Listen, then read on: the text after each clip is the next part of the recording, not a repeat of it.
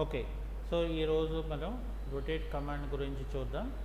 So, rotate కమాండ్‌కి ఇక్కడ మనం ఏం చేయాలంటే ఫస్ట్ ఆర్ఓ ఇవ్వాలి అంటే రొటేట్. సో, ఒక ఆబ్జెక్ట్‌ని మనం సెలెక్షన్ చేద్దాం. ఒక బేస్ పాయింట్ ఇద్దాం.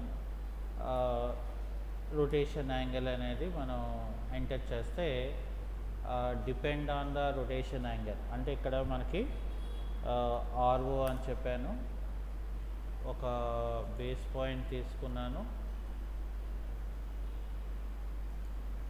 ఒక 30 డిగ్రీస్ ఇచ్చాను. సో 30 డిగ్రీస్లో లైన్ అనేది నాకు రొటేట్ అవుతుంది. అయితే ఫర్ ఎగ్జాంపుల్ నాకు ఆర్ఓ రొటేట్ తీసుకొని ఒక ఆబ్జెక్ట్ని మనం సెలెక్ట్ చేసి ఇక్కడ ఒక బేస్ పాయింట్ చెప్పిన తర్వాత ఇక్కడ నేను కాపీ అనేది తీసుకుంటాను. ఇక్కడ నేను ఒక 30 డిగ్రీస్ యాంగిల్ ఇస్తాను. అప్పుడు ఏమైందంటే నాకు ఇక్కడ 30 డిగ్రీస్ యాంగిల్లో ఒక ఆబ్జెక్ట్ అనేది నాకు కాపీ అవుతుంది. ఓకే.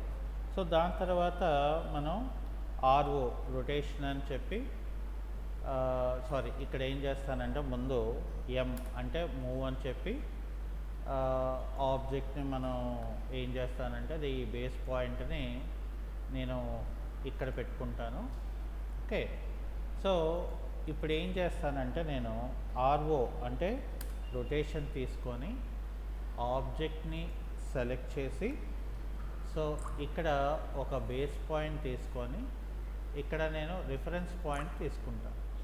సో రిఫరెన్స్ పాయింట్ అంటే ఫస్ట్ పాయింట్, సెకండ్ పాయింట్, తర్వాత థర్డ్ పాయింట్ ఇవ్వాలి. నేను థర్డ్ పాయింట్ దీని ఎండ్ని చెప్పాను అనుకోండి. అప్పుడు ఏమవుతుందంటే ఈ ఆబ్జెక్ట్ ఏదైతే ఉందో ఈ లైన్కి ఆటోమేటిక్గా మనకి అలైనింగ్ అవుతుంది. Okay friends. సో ఈ కాన్సెప్ట్ నచ్చినట్లయితే షేర్ చేయండి అండ్ కామెంట్ చేయండి. అలాగే సబ్స్క్రైబ్ కూడా చేయడం మర్చిపోకండి. Thank you.